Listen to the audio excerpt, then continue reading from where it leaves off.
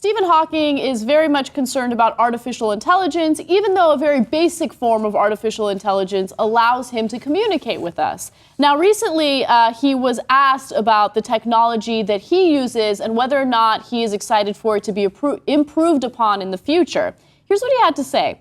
The development of full artificial intelligence could spell the end of the human race. Damn.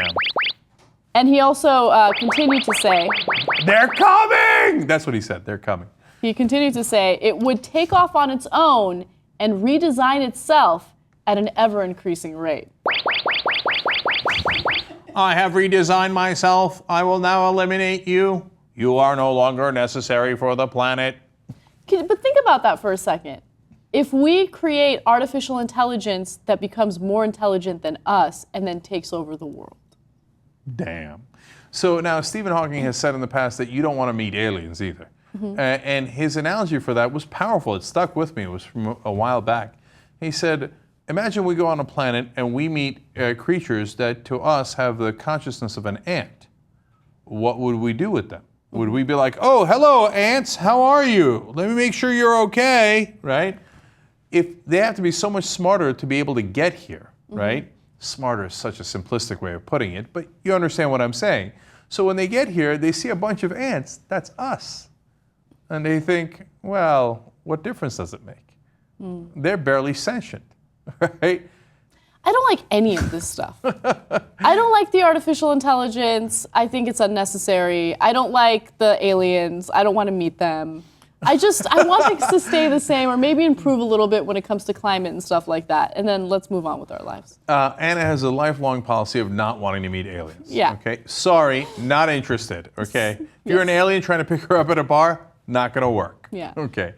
And he's not alone, too, right? Elon Musk. Elon Musk also agrees that it would be disastrous if we develop artificial intelligence that, is basically smarter than us. By the way, more commentary from Stephen Hawking that I thought was good. Humans who are limited by slow biological evolution couldn't compete and would be superseded. So let's think that through for a second. If they're able to modify themselves and they get maybe incrementally, maybe exponentially smarter, then they don't need us at all, right? And they can do it so much quicker because it's just a matter of a very small period of time, whereas us evolving takes forever. Although to be fair to us, we soon probably will also have super babies because we know some of our genes can be modified and they might be able to be modified in the womb. We've covered those stories as well. And the super babies will definitely replace us. Okay, the artificial intelligence is a maybe. The super babies are going to be like, what do we have these idiots running around for?